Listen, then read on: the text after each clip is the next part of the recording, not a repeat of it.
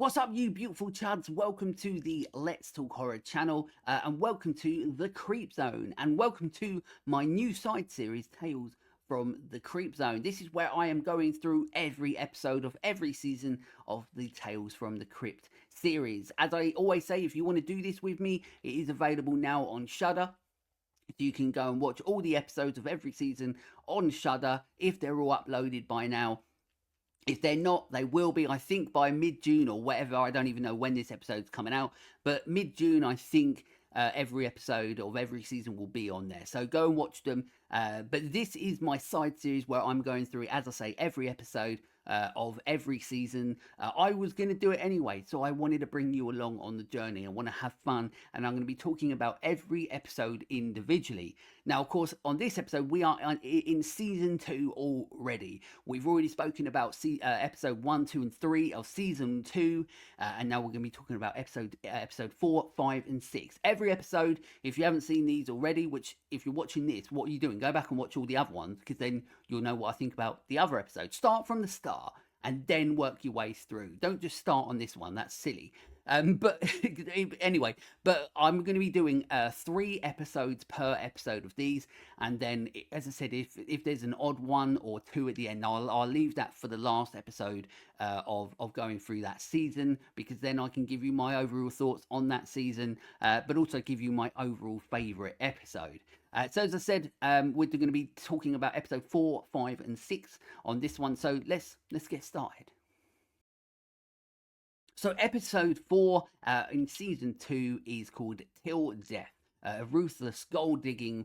Gold digging is constantly what is on these synopses that I keep finding. But gold digging, this time it's a gold digging man named Logan, seeks to woo and marry a wealthy woman named Margaret for her money. When he accidentally kills her with a voodoo love potion, she returns to a life as a decomposing zombie who demands endless affection. This one, as we've already had, Arnold Schwarzenegger directed an episode, I think, in the first part of season 2.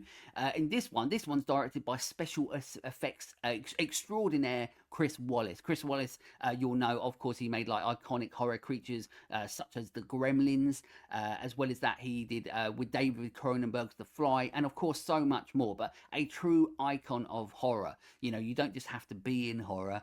Or make horror to be a true icon of it. It's all about the people that are putting in what we see. Gremlins, The Fly, Brundlefly, all that sort of stuff.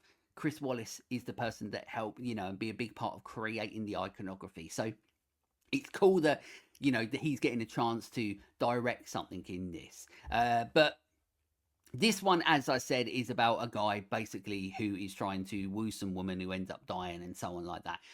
Sort of a basic story, but then you have the voodoo sort of side into it as well. Fancy people in this one, they love wearing white suits. If you're a white person wearing a white suit, apparently that means you're fancy. And in this episode, unfortunately, this is an episode where people are racist sons of bitches, and it's fucking stupid. But anyway, we'll move on from that, because that unfortunately is a lot of what the episode is. It does get more exciting when the main dude basically fucks up the potion side. She's like, you can only use 1 drop. Of course he doesn't. He does like the Ash Williams things in Army of Darkness. You can do 1 drop or whatever. Of course he's going to do more. Thing. This is once again one of those episodes where you sort of know where it's going to go.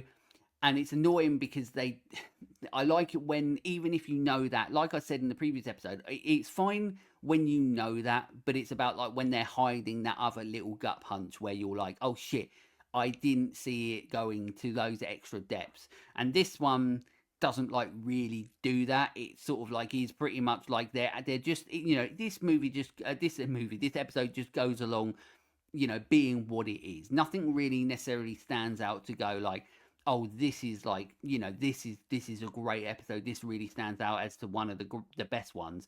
And honestly, it's pretty boring at the start because it's just rich white people in white suits, just being pompous and up their own arse, and unfortunately racist sons of bitches.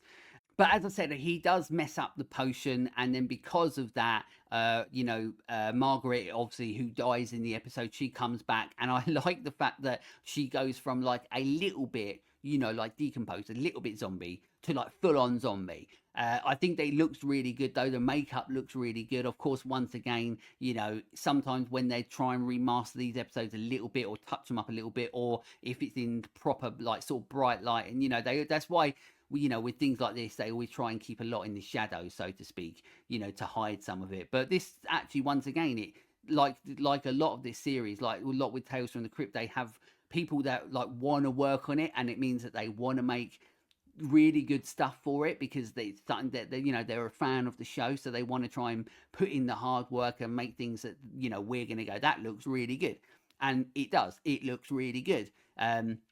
So I do like the fact that she goes from like a little bit zombified to full on like decomposing zombie and so on like that. His reaction as well. There's a moment where he does shoot her, and it's absolutely hilarious. It's a bit like he's like, "Oh my god," like sort of thing, and it's a little bit nowhere near as good, but it reminds me a little bit of Troll 2.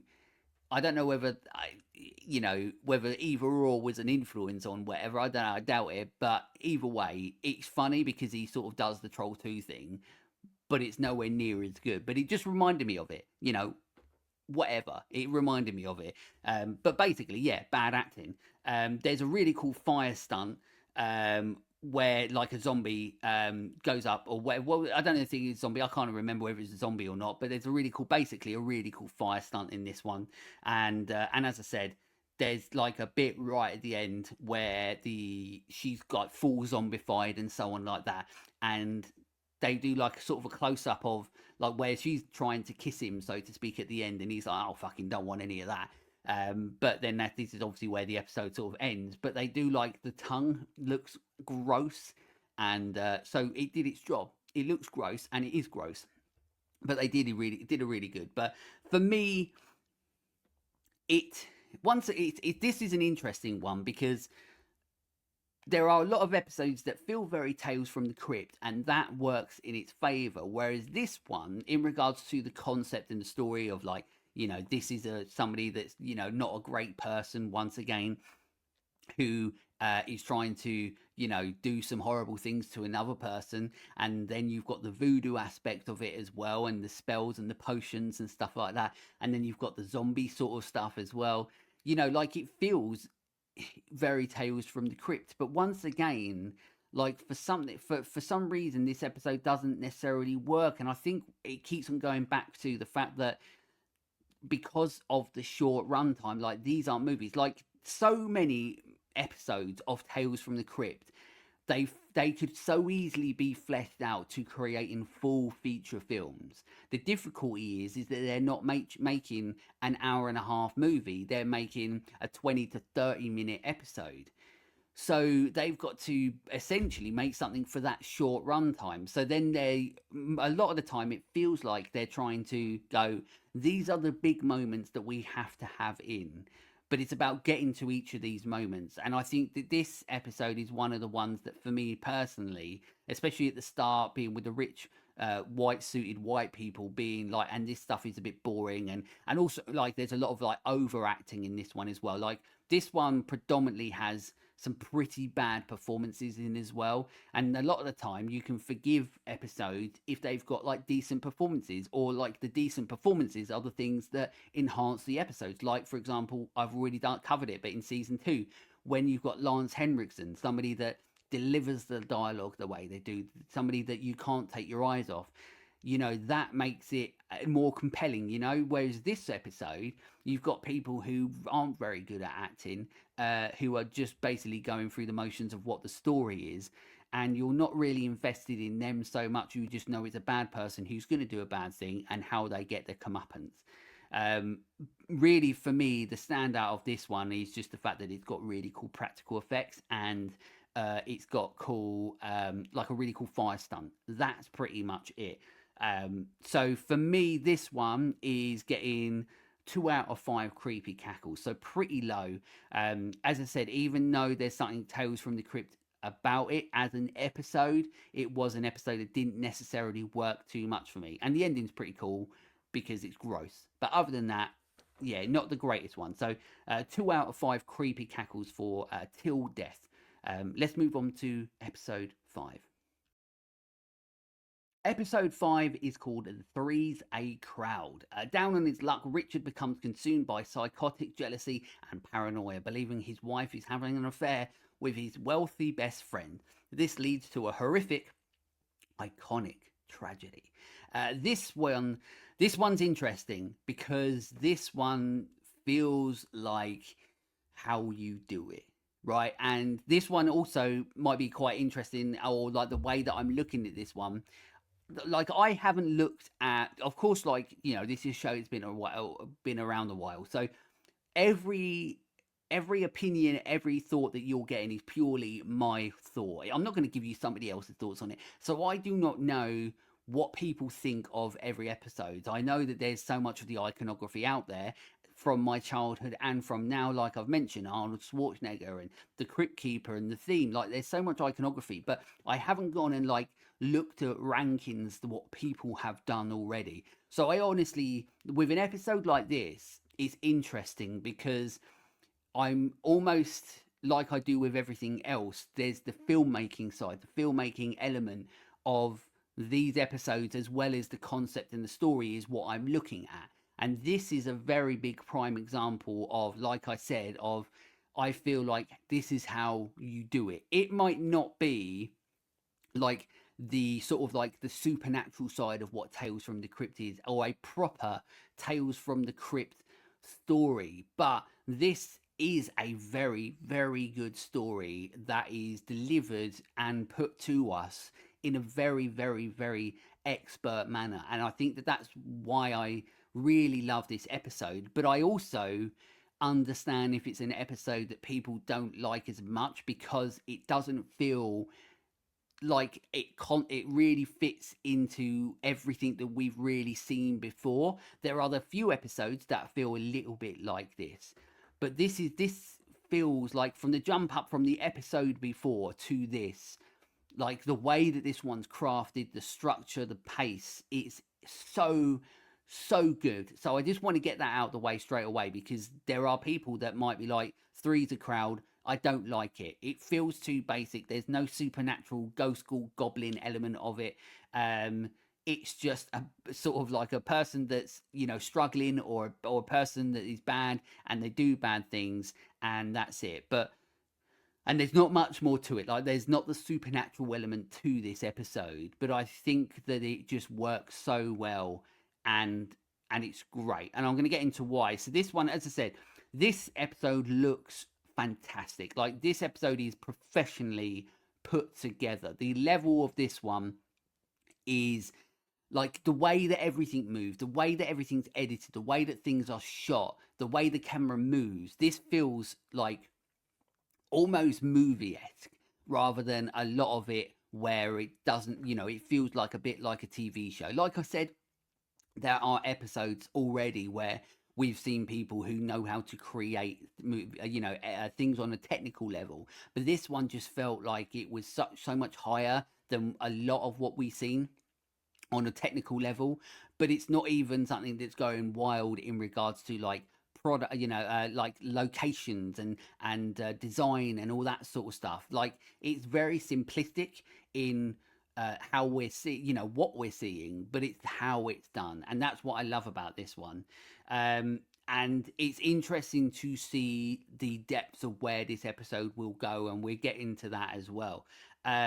There's a bit that made me laugh when the dude, he gives the main guy a bottle of drinks. Like there's a bit where of course the main character, he is essentially like, he's obviously an alcoholic in it, and he keeps on drinking, and his marriage is going horribly wrong, and it's all his fault. His wife in it clearly cares about him, but his mental health, his alcoholism, and everything that he's doing to himself, of course it's creating the paranoia, thinking that his wife is having an affair.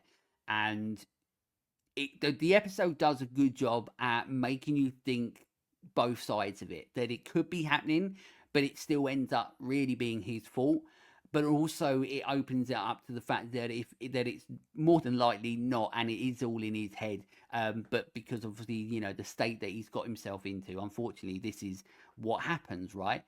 And it's interesting to see where we go, but we also know that it's not going to end right. But once again, we're getting to that because, like it says in the synopsis, you get the iconic tragedy of this episode, which is absolutely insane. But like I said, there is a bit in it where, like, continuity wise, it's quite funny, unless the guy on set just absolutely downed it. But there's a bit where some guy gives this guy a drink and it's almost like a full bottle, and then 2 seconds later it cuts back to him and the bottle's basically empty. So the guy's either swigged it all, which once again, he's like an alcoholic in the episode and really struggling, so he could have just downed it. But it was just one of those things for continuity. I was just like, well, that's pretty hilarious. But once again, it doesn't really matter in regards to like how the episode's put together, because it's absolutely fantastic. But he must have chugged the absolute shit out of that drink. But like I said, like, it's interesting because you sort of see where this one's going with the paranoia, with the jealousy, and the over drinking, and how it's all got to him, and it just works. The performances in this one are really good. The main guy is really selling it, although he does pull off some of like the craziest sort of like gurning faces, and like he plays being drunk really good. So unless he was down in bottles of whiskey on set, like he might have done in that bad scene with the bad continuity, maybe he did down it, I don't know, but he's very good in it. The person who plays his wife, the person who plays his friend, like, it all works. They've got good chemistry as actors, as performers, even though like it's not like the good chemistry in the episode. It just works. So this is one of those things where you're looking at it and you're like, oh, okay, so like technically editing, it looks, it's great. The way that it's shot, the creative sort of shots, there's like a really cool shot where of course he does end up going absolutely mental, and of course he does do the things that he shouldn't. He ends up killing the friend with a crossbow, which is like in a wild scene, and it looks great and cheesy at the same time, but then that's why you love it, so to speak. And he's great at playing completely off his face. And then of course he does end up killing his wife in it, and once again, you don't know like what you know that this is going to be fucked up, but you don't know like how fucked up it's going to be. Like, you don't know what depths they're going to go to. Like, you don't know whether it's going to pay, like, because his wife in it isn't a bad person. His wife in it isn't actually having an affair, which obviously you find out.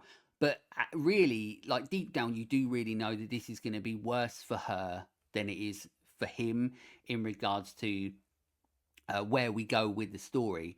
And so it does go to those places, and it will go, and we Tales from the Crypt will go to those places. But of course, there's the extra moment that gives off the iconic ending, that it goes those things. But she does, of course, he does kill her as well. But there's a really cool shot where he's sort of like dragging her across this bridge that you keep seeing throughout. And once again, it's about the fact that this episode feels like so much above a lot of the episodes in regards to filmmaking, in regards to an episode on a technical level. It feels so much more polished and professional, and I really, really like that about this episode. This one, as I said, like, it just kept my it kept my attention throughout the whole episode. You're really intrigued to see the depths of madness this guy and paranoia this guy has gone and continues to go.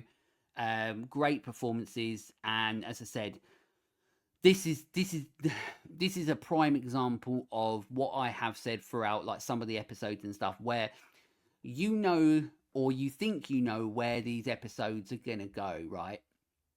And then it goes to those things. So at the end of this episode, of course, he's killed his wife. He drags him. You do know that there's something, and if you're somebody like me that understands like story and structure and stuff, really, like, I knew that there was, she wasn't having an affair. I knew that they were going to be basically throwing him a party at the end. And it's about, once again, but I was enjoying the journey of how we're going to get to that.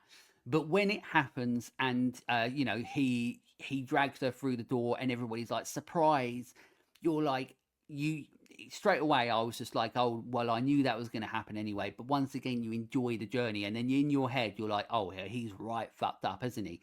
because straight, and then you think that it's going to end on everybody like basically looking at him, and he's going to be like, the episode's going to end on him basically being like, I'm buggered basically.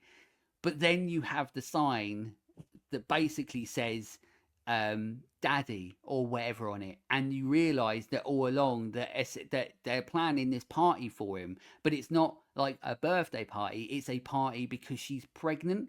And that's such an insane gut punch. Like, it's absolutely mental that's the depths and levels that they go in Tales from the Crypt. And that is a prime example of, even when or you feel like this is gonna go, they add that extra twist. And that's why this episode is so good, because it really, like, it's one of those episodes that,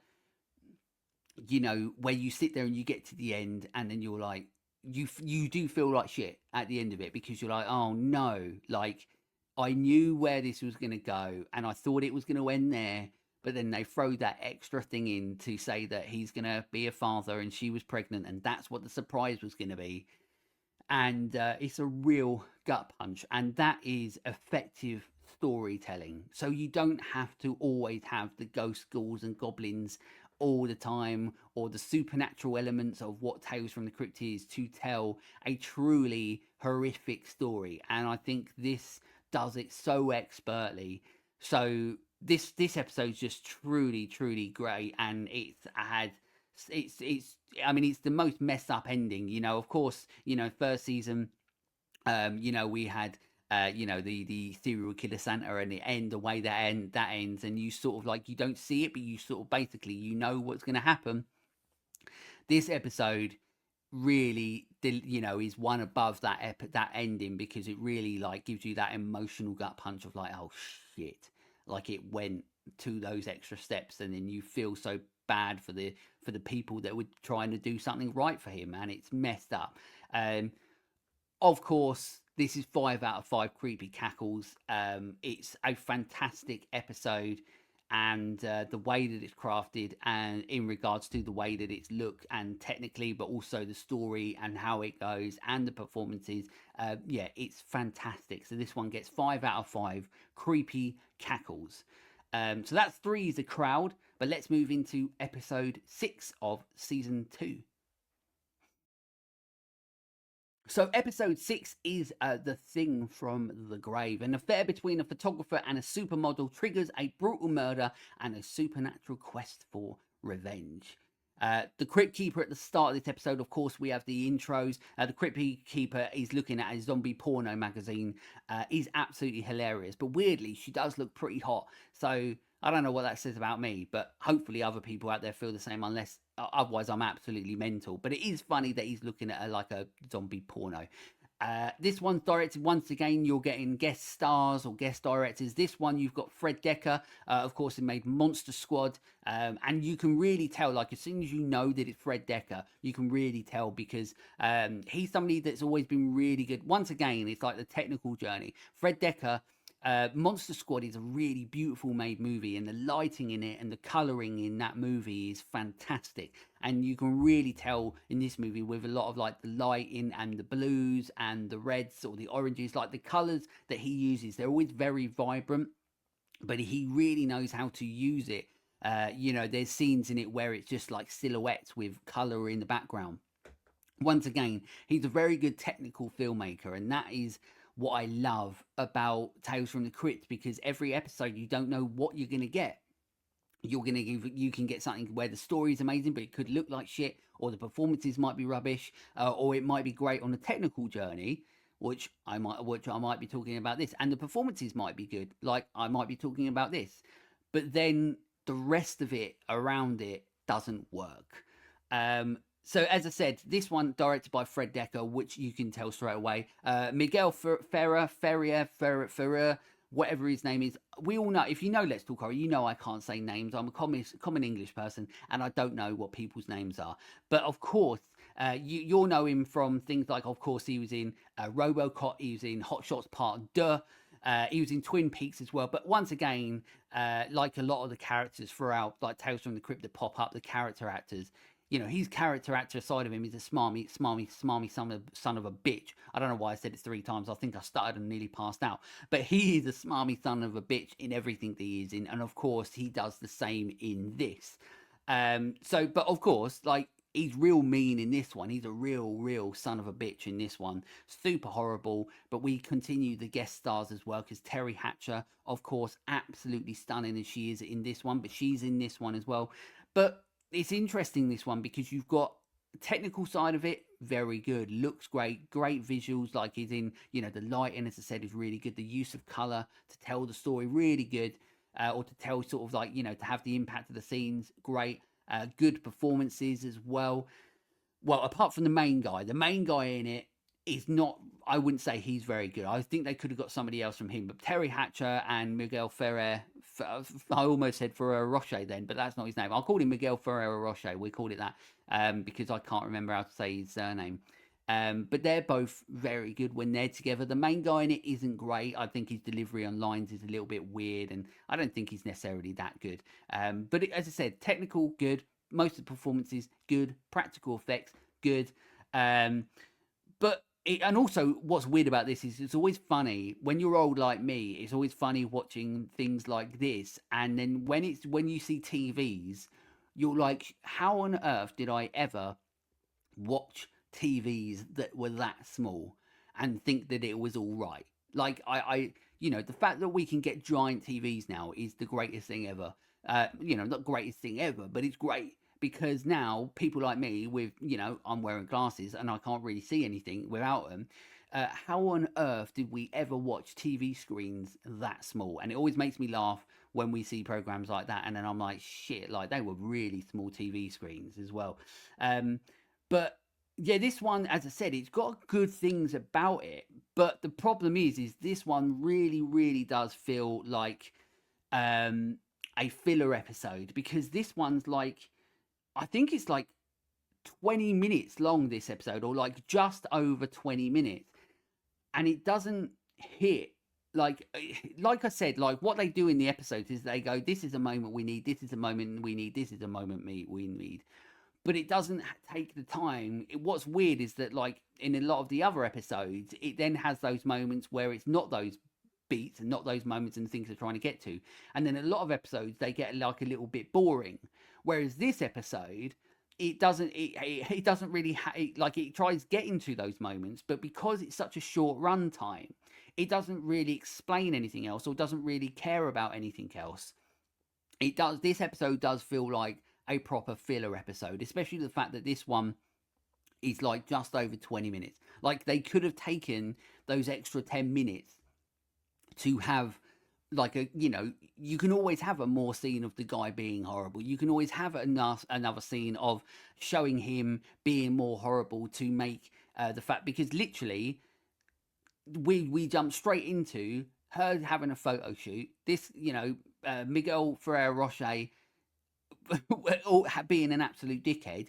Then the guy who presumably has only met her, I don't know if he's done more photo shoots with her, but it feels like they're meeting for the first time. He's like, this guy, he's your boyfriend. I know he's a dick or fiance or husband, whatever. He's a bit of a dick, but if just in case you want an affair, here's a key. Obviously, it's not, but he's just trying to look out for her because he can realise that this guy's a dick. But it's the fact that she's like, oh, like straight away, she's like, oh, by the way, I'm using your key. I'm in your house. They could have like taken time to like just expand, like taking that 10 minutes to like show how horrible he is and how much of a dickhead, or, you know, show a little bit more of them building up a relationship, or at the start have them talking about how they've done this before, we've known each other for a long time and so on like that, and this doesn't work, you know, it's not great, and building up that affection they have for each other. But they don't in this episode, because it just feels like it was a case of like, we just need another episode. And they got Fred Decker to create something where visually it looks really good. The lighting, you know, looks good. They got Terry Hatcher as well, you know, good performances apart from the main guy. But the story itself, because it's so short, and it is the Tales from the Crypt sort of story, you know, in regards to the fact that the guy, there's the supernatural element. The guy does come back alive and then, you know, buries Miguel Ferrero Rocher at the end. He does bury him alive at the end, you know, takes him. And then, of course, Terry Hatcher gets to live a life without that guy being so horrible. It has the Tales from the Crypt elements, the supernatural elements to it, but it just feels like an episode, like it, but not like a proper one, because it's like just over 20 minutes. But they could have so easily spent that time fleshing out the reasons that this is happening, right? And it wouldn't have got boring because of it, because once again, like, the technical aspect is up to, you know, up to where it needs to be, you know, and it's created well. But and the performances from most people were good, but it just didn't really hit what it needed to. And the ending's cool, but once again, it goes exactly like this episode goes exactly how you think it's going to, and I didn't necessarily enjoy it, because although there is one thing that I definitely want for the Creep Zone. There's a bit where in the background there's a picture of Terry Hatcher. There's like got a neon heart around it. I would love that. So if anybody's got that, send it to me so I can put it up here. That would be absolutely bloody lovely. Because who doesn't want a neon picture of Terry Hatcher in their Creep Zone? That would be lovely. But yeah, other than that, this episode like had potential, but it didn't reach any of that potential because it just felt like it was just trying to like get to those moments and rushing everything else, rushing any character development, rushing anything else. It just wanted to get to those beats and then go, end of the episode. You've got just over 20 minutes. You're welcome. And that's it. So that one's getting 2.5 creepy cackles. I wasn't really. I, I, I liked this more than some of the other episodes that I've seen, but it wasn't anywhere. But it, you know, doing the rating system. This is why a lot of the time I don't do rating systems, and sort of wish I hadn't. But also, I thought it'd be quite fun to do a rating system, and then at the end say like, "Oh, this is my favorite episode." But this one's 2.5 for me because so it's like a full cackle, two full cackles, and then half of one, and then he runs out of breath because although not that he can't breathe because he's dead. So I don't know what I'm talking about. But anyway, um, but uh, but yeah, this one sort of like is not as bad as some of the ones that have been, but it's not as good as some of the ones that aren't all that good anyway. So that's why it's like right in the middle of like 5 creepy cackles, because it has moments, but a lot of that, as I said, is to do with like some of the performances and some of it on a technical level. That's where it works, but it's just a shame that they just couldn't. It just felt like this one they couldn't be bothered, and that's the annoying thing.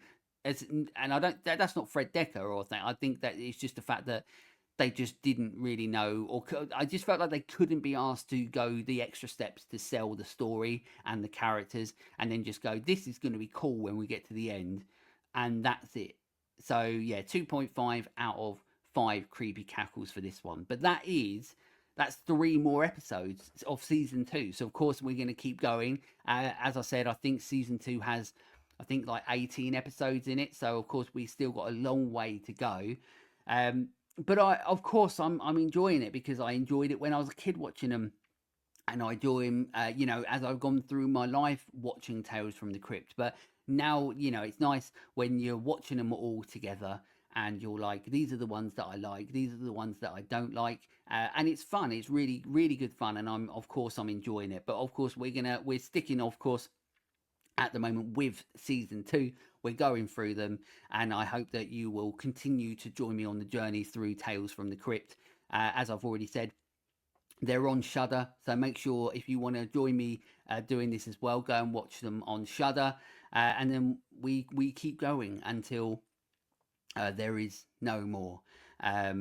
But there we go. I hope you're enjoying it. At the end of the episode, of course, I always say, if you can get these episodes early on Patreon, if you just can't bloody wait, if you're like, I can't wait to see what this guy says about Tales from the Crypt, I can't wait, then you can go and find out. You know, you can go on patreon.com, look for Let's Talk Horror Channel. You can get the episodes earlier, but of course they do go on YouTube. And then if you are watching them on YouTube, please make sure that you subscribe. That's how I keep evolving the channel, reaching new audiences. You can literally see on my subscribers, I don't have many subscribers. I am an independent channel. Everything is done by me, and of course I want to create a success with Let's Talk Horror, but you're the reason any success happens. You know, as I've said since day one of doing Let's Talk Horror, you are always going to be the biggest part of any success, or if it has any success. And that's all down to you. And I love doing this, and I want to keep doing this, and I want to keep evolving.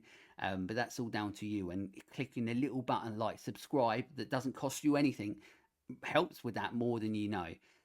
But as of right now, of course, we keep going through Tales from the Crypt with Tales from the Creepzone. I hope you're enjoying it, because I am. But until next time, stay creepy, fuckers.